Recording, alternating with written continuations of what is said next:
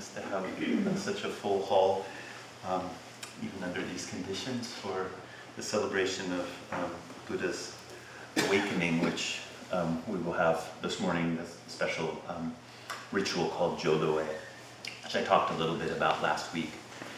And I asked Genjo to bring me a clock because remember when I told you I was going to try to make my talk shorter, and I made the paper smaller? It's a bigger one snuck in. And we have an important ritual to do this morning, so I'll try not to go on and on, as is my usual way. So I hope people have had a chance to engage the legend of Shakyamuni Buddha's awakening, and last week I encouraged people that this week to read about that. And I didn't give any specific recommendations, this book or that. The legend is out there in many different ways, and so I hope that you have had a chance to engage it. For people who are here this week sitting, the Rohatsu Sesshin, which is the meditation intensive that celebrates the Buddha's awakening, that was part of the talks, and so hopefully that is fresh in your mind as we do the ritual today, the ritual work today. One thing I wish I had mentioned last week is a really wonderful resource for the Buddha's, the legend of the Buddha's life, Shakyamuni Buddha's life, is called The Buddha, and it was produced by public television some years ago, I don't know, maybe 10 years or so ago. I bought a copy when I was teaching world religions, and at that time you could watch it online in some places, but it seemed like it was kind of coming and going. So anyway, whatever your capacities are for researching such things, I highly recommend it. It comes from the insight meditation perspective primarily, which is from a Theravadan tradition, but the thing I like about this the most is the artwork is just wonderful. It's kind of like a paper animation with layers of color. Anyway, I found it very inspiring. The other thing is, a good half of the Buddhists that they interview that come up again and again are poets. And I thought that whoever put this show together really had the right spirit. They were like, let's not ask the splainers, let's ask the poets. And so the quality of it is really good. So that's a good place if you'd like to dive into, if you're familiar with the legend or you're not familiar with the legend, I really highly recommend that. And I may seem a bit like a broken record. I was aware as I wrote that this morning that that's not going to make sense much longer for a broken record. Again and again and again, saying the same thing again and again and again. But please take these stories to heart. Not just the story of Shakyamuni Buddha's awakening, but all of the stories of the ancestors, the stories that come to us from the sutras and other places. These stories, they help us center our day-to-day lives on what is most important. And there's a freedom of heart that can emerge. I would say it is the freedom of the heart which can emerge. That is the purpose of these stories, is to create the opportunity to free our hearts, to recognize their essential freedom. And the centering in the profound spiritual truth is a constant questioning. It's not just that someone can explain this is what it is and then we've got it. And the story has a way of calling us back to it again and again, not just giving us a definitive explanation. It invites our questioning. What did it mean for the Buddha to sit under the Bodhi tree? What is enlightenment?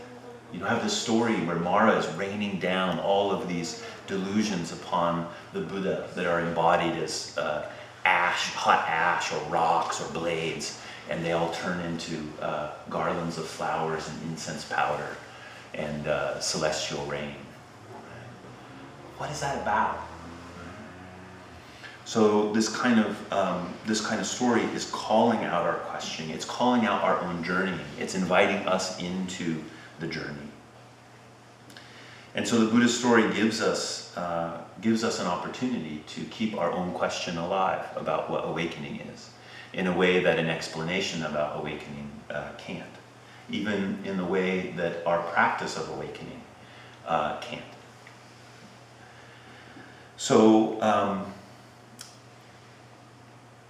I highly encourage you to undertake that journey with these stories. This is a little bit philosophical, but I think it's worth a shot. Putting it out there may be helpful to you. I'm becoming increasingly aware of how we've given ourself over to the firm view, not just the belief, but the firm view that our mind is inside our head, that our heart is inside of me. Now, the reason that I say it's not just a belief, it is a firm view, is it is our perspective, it's the way we see the world. We have given ourselves over to that. This is not how humans have always thought. This is not how humans have always seen. This is a manufactured quality of consciousness, as all qualities of consciousness are manufactured. But it's manufactured through a particular time and a place, the modernity that we live in, the scientific material realm that we live in. And so without doing anything, you will automatically just have that view of the world, that what I'm thinking happens inside here.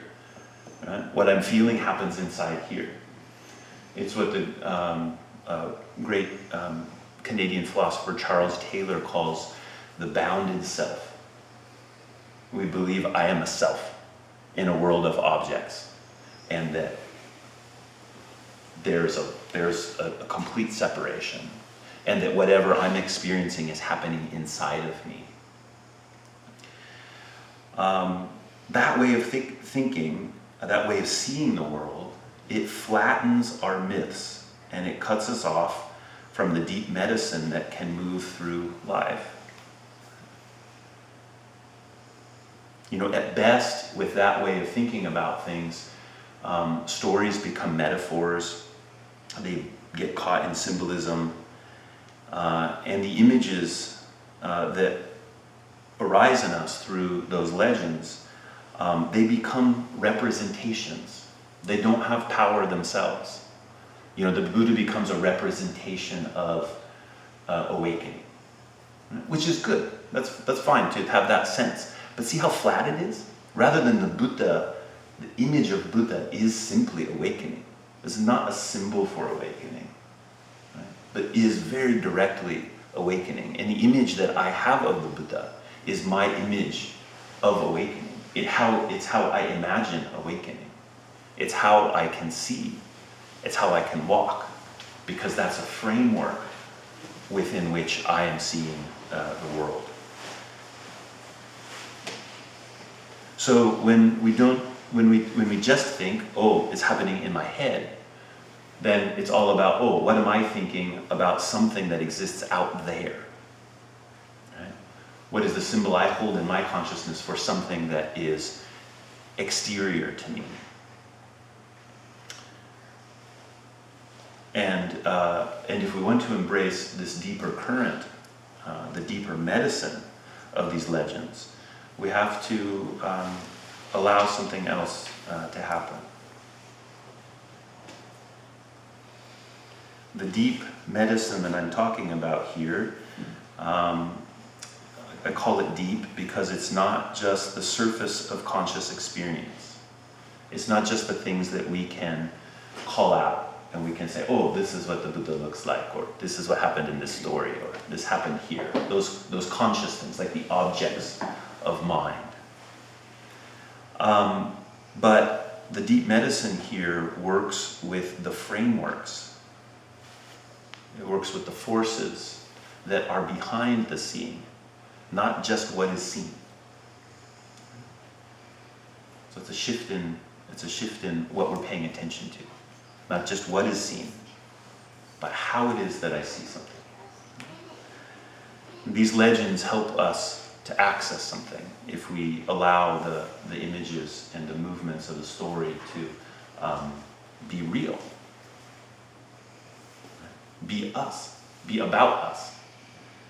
Be impinged upon by them, right?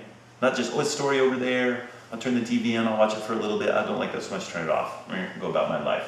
Actually, that's always impossible, by the way, if you didn't notice. Like, whatever you consume, whatever you take in will become your consciousness. But we pretend like it's not. We pretend like it's out there.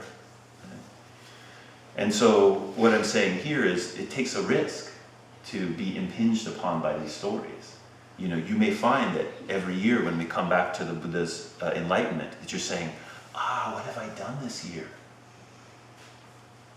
What have I done? Have I actually, by the end of Rohatsu, I'm ready to completely just open up the world with golden light.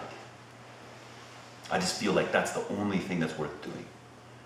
And then I come around the beginning of Rohatsu the next year, I'm like, what have I been doing? How much golden light has there been? But this story will challenge you in that way, right? Because once you accept the Buddha's awakening, not as a symbol for something, but you accept it as an actuality. Not an actuality of some historically verifiable thing, but an actuality of the freedom of being, then you will be challenged. And this bounded self, the idea that I can keep things neatly in order, inside and outside of me, in their place, it disappears. Or it's at least becomes permeable.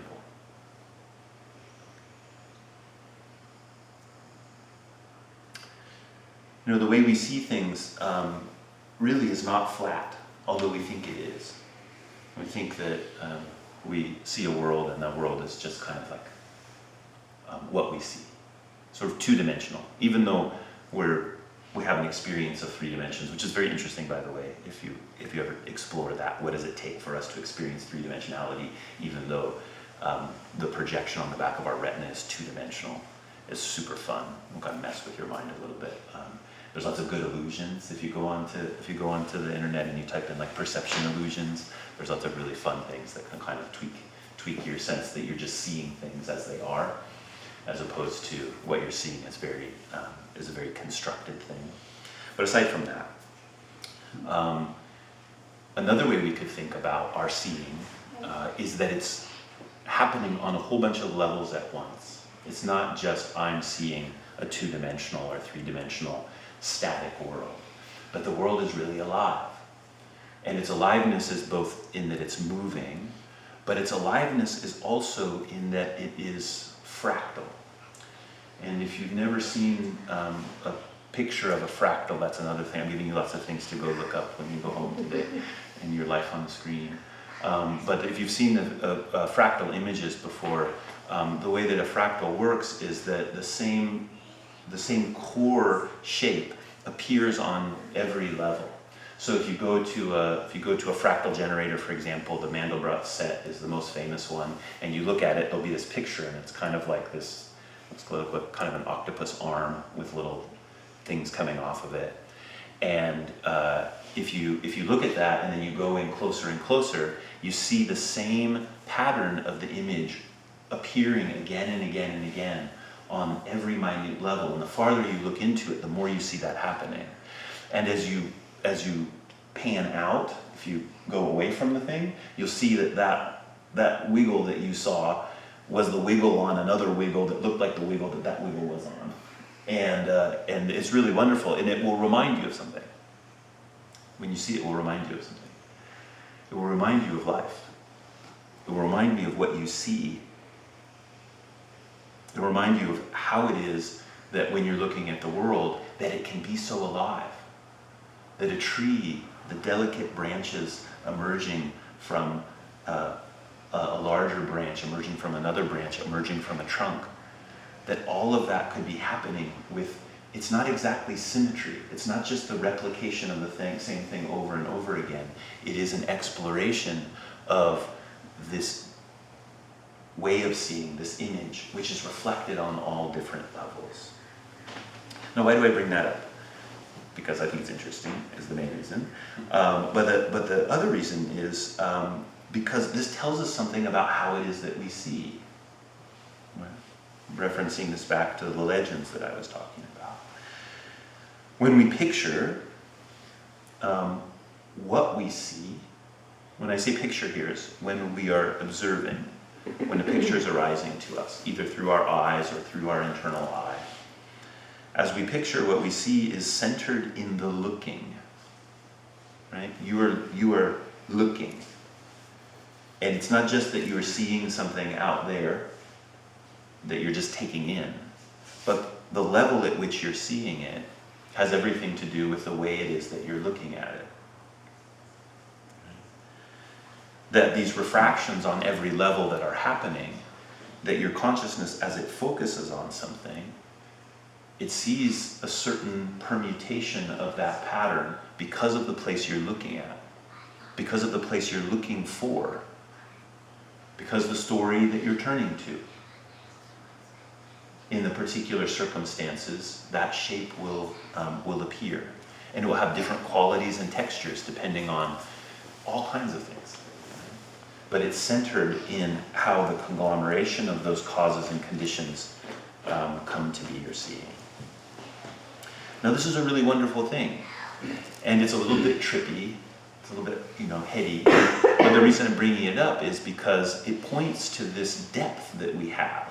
That our vision, I don't mean just physical vision, but our way of seeing the world, our way of encountering things, has this layering. And we can appreciate that through story in a way that we can't appreciate through explanation or through a firm faith in an idea or something like that. That freezes it on one level. And you can see the shape, right? But that's what you see. You just see that shape. And you're kind of stuck there. You can't move out, you can't move in, you can't pan over. You just have to kind of convince yourself, this is the story, I'm sticking with it, right? You just kind of like put your helmet on and, and punch through. So it is important that we come to understand something about the nature of consciousness, the nature of encountering things. Because when we do that, we have the option to hear these stories in a different way. We have an option to make practice be something which isn't just banging ourselves into shape, but is, whoa, it's not just happening on this level, it's happening on a whole bunch of different levels. That's one of the reasons, this is kind of a throwaway comment, but one of the reasons that we do so much veneration practice at Buddha temple. Sometimes people are surprised. Many places you go to a Zen temple or something, and the altars look literally like this. And it's all about sitting. Then people come here. Our altar is bigger than the biggest temples in North America, mostly. Bigger than San Francisco Zen Center. Not as big as Green Gulch. They have huge Buddhas. If you get a chance to go there, I highly encourage it. So within Buddhism, there's a way that this is referenced and mapped in Buddhist thought, and there's a way that we work with it. It's a kind of, again, a philosophical term, heuristic. It's a mental map. It's a conceptual map that helps us investigate something. Right? So Buddhist teachings are full of these. The problem with a heuristic is we reify them and we try to make them like a thing, as opposed to realize that they're like a tool to help us understand. And the heuristic that I'm going to bring up here is called the Trikaya, or the three bodies of the Buddha. And I'm going to relate it to the legend of the Buddha's awakening a little bit, to talk about how this layering happens and why the ritual we're going to perform very soon is so important. So the Trikaya teaching tells us that the body of the Buddha is not just flat. It's not just the one picture that we see. It tells us that there are many layers of the Buddha's body. And this particular mapping talks about three types of layers of the Buddha's body. One of the layers is called the Hoshin, which is the Dharma body, or the Dharmakaya. That's the body of truth. It's the all-pervasive, awakened nature of beingness. It's Vairocana Buddha, Vairocana Buddha is the Buddha that is the whole universe. The illumination of Vairocana Buddha is every particle. Right? It doesn't fill everything, it is everything. It is the totalness of embodiment. That is referred to as the Dharmakaya Buddha. The second body of the Buddha is known as the Sambhogakaya. The Sambhogakaya Buddha means something like the fulfillment body or the enjoyment body of the Buddha. This is the Buddha that awakens eternally.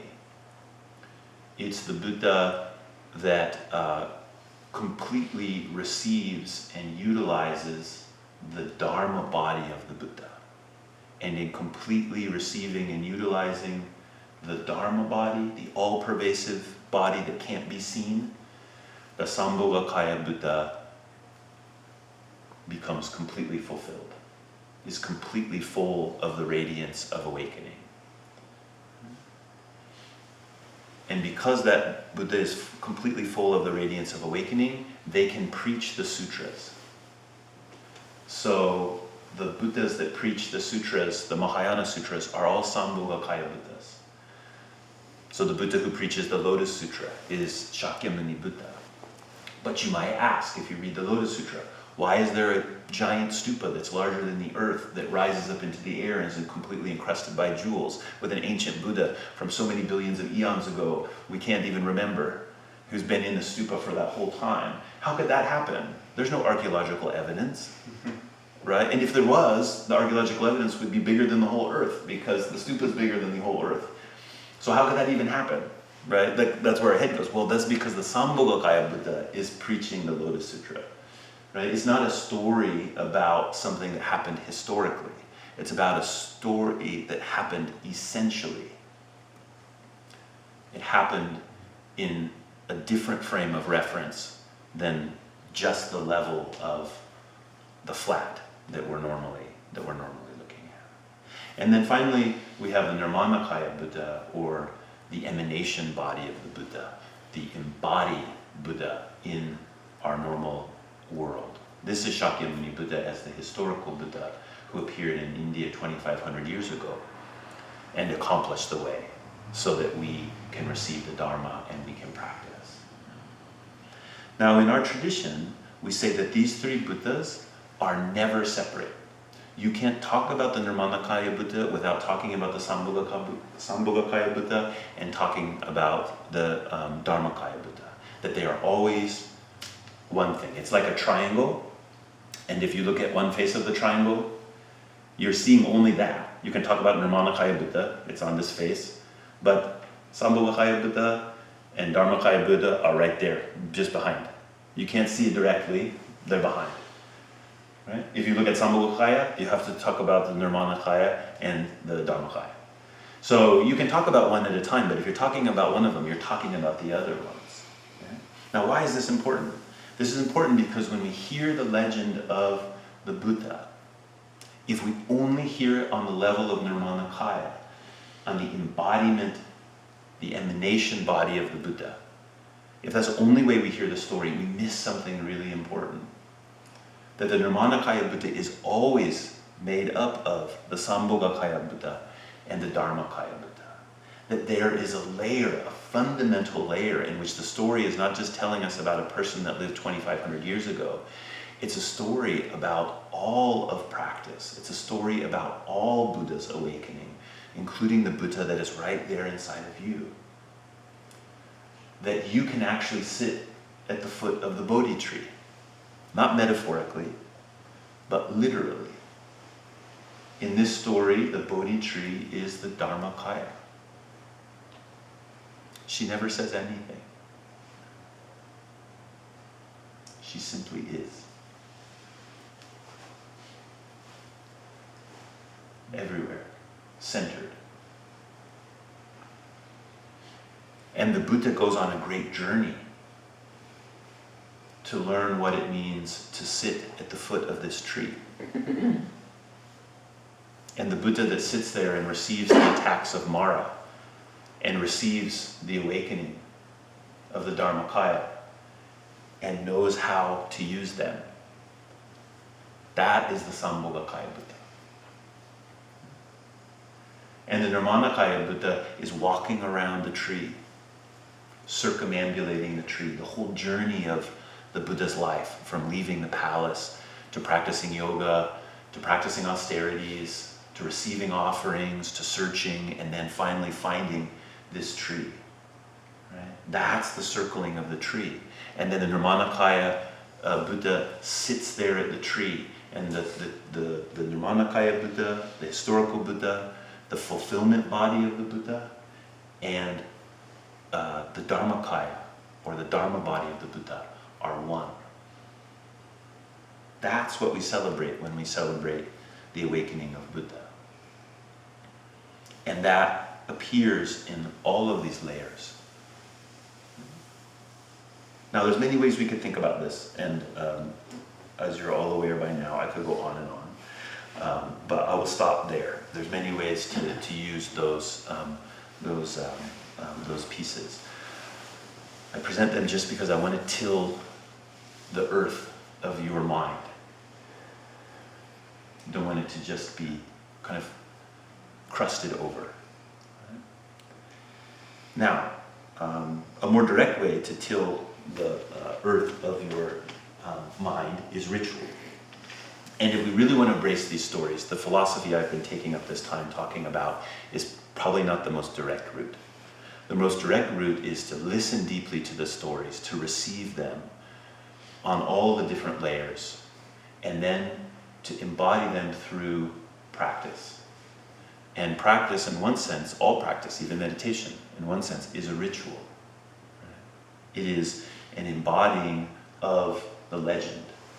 It is allowing yourself to become a tool of, or to become an expression of. In some more kind of woo language, we would say, we become the metaphor of the story, rather than the story being a metaphor for our life. Our life becomes a metaphor for the story.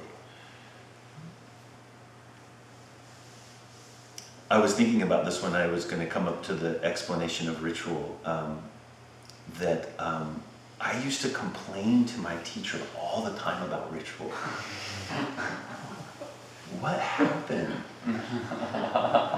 I did. I was like, oh, Hojo-san, I don't like all this ritual. みんなこんなきちんとして線香あげてお拝してどうするの？座禅した方がいいよ. We should just be sitting zazen. That's what I would always say. And he was so kind. His whole life is dedicated to ritual, by the way. And he would say, oh, Ejo, I don't like it much either.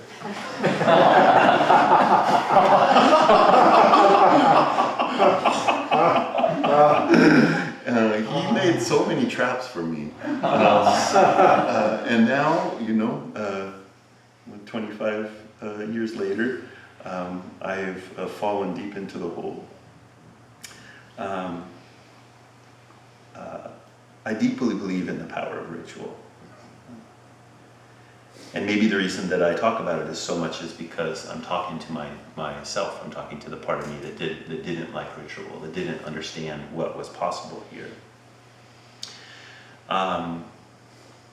Actually what we do here at Jodo-e Temple, one of the reasons I think I started liking ritual is because I moved to the US, and then I got to kind of do it the way I wanted to do it. And Japan tends to be very, very, very complicated. And that's the thing when my teacher would say, oh, I don't like it much either. He's mostly talking about the very, very complicated, which might seem to you what we do here is complicated. Sometimes people say that, oh, it's so Japanese, it's so...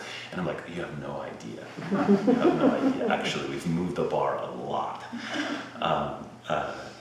In what we're doing here. And so it fits me well, it fits my temperament. But I'd say really what happened to me was I discovered that I don't need to live as a bounded self. Of course, that is one way I see the world, and it's important. It is an important way to see the world, but doesn't have to just be my inevitable center. I can receive these ancient legends, and I can see that actually I already have received them. that already live in me.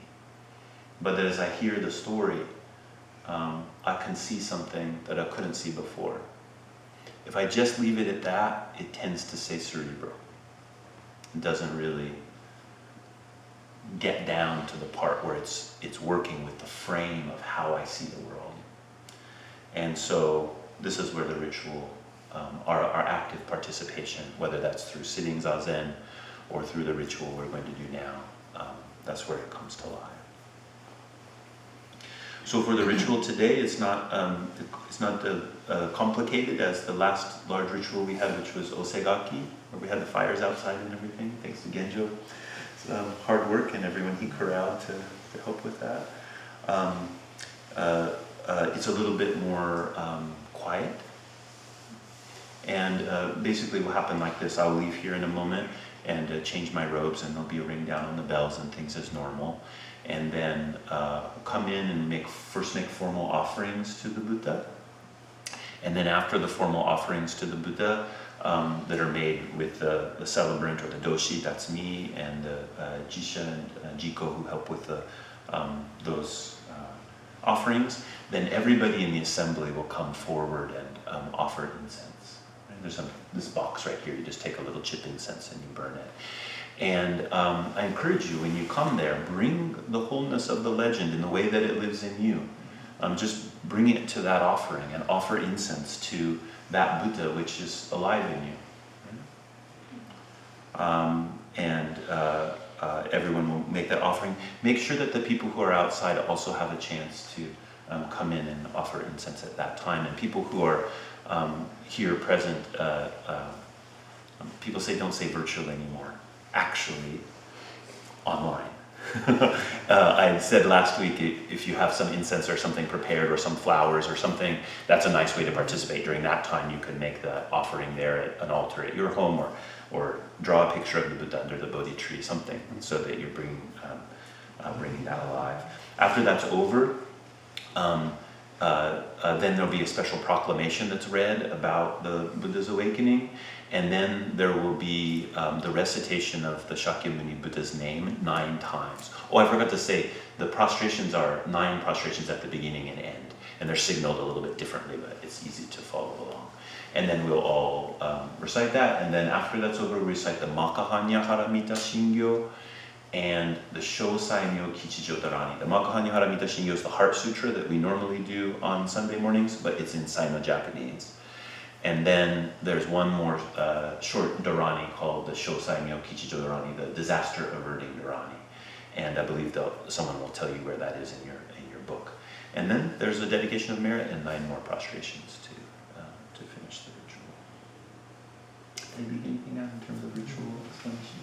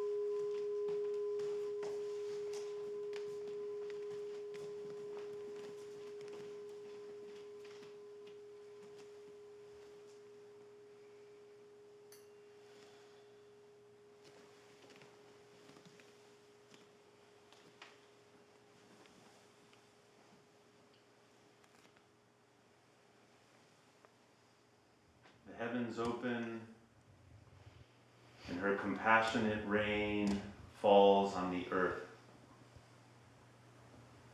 A murder of crows fills the yard and pecks at the insects and worms. There's no fault in their attraction, as is there is no fault in our attraction to the bright full moon. But wouldn't it be better to turn our minds to the fresh shoots at the base of the grape tree?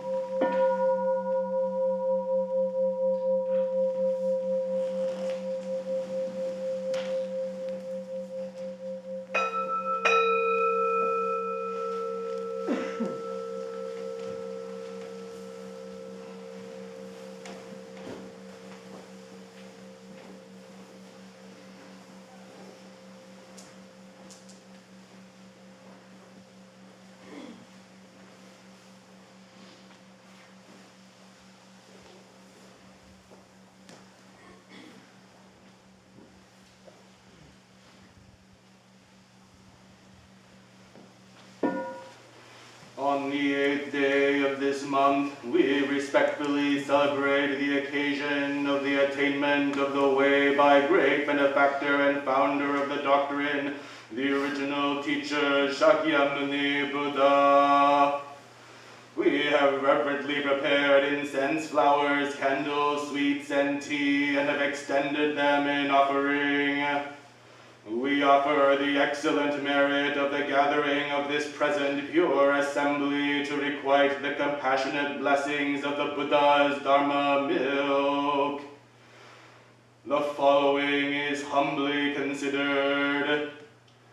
When pitchers, plates, hairpins, and bracelets are melted together, they become as one metal. Were it not for the fire of wisdom, this would scarcely be possible. When guitar, zither, lute, and harp are tuned together, the 6 dominant tones can be harmonized. But without clever fingers, how could this ever be accomplished? It is true that all living beings are fully equipped with the wisdom and virtue of a Tathagata. But if the greatly awakened one did not have the expedient means to reveal the delusion and awakening of living beings, Enya's madness would be difficult to stop, and the jewel in the strong man's forehead would be long forgotten.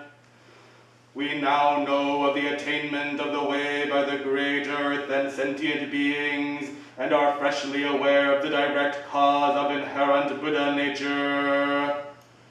May the illumination of wisdom long shine, and may the flame of a single lamp be transmitted to hundreds and thousands of lamps. May the wind of the way blow endlessly in this world and reach to the limitless realms. Humbly stated.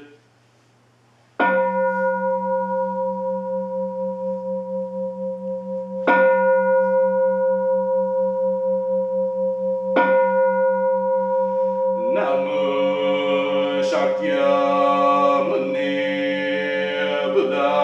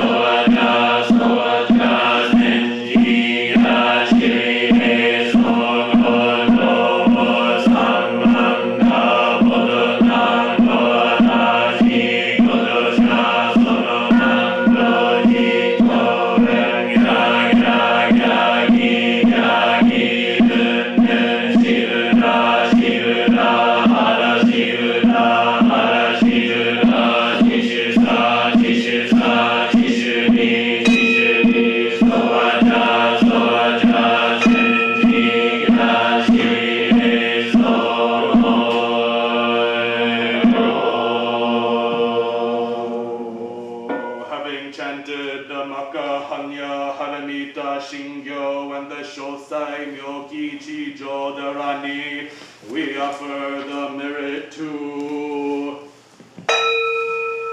great benefactor and founder of the doctrine, the original teacher Shakyamuni Buddha, who entered into the way on this day.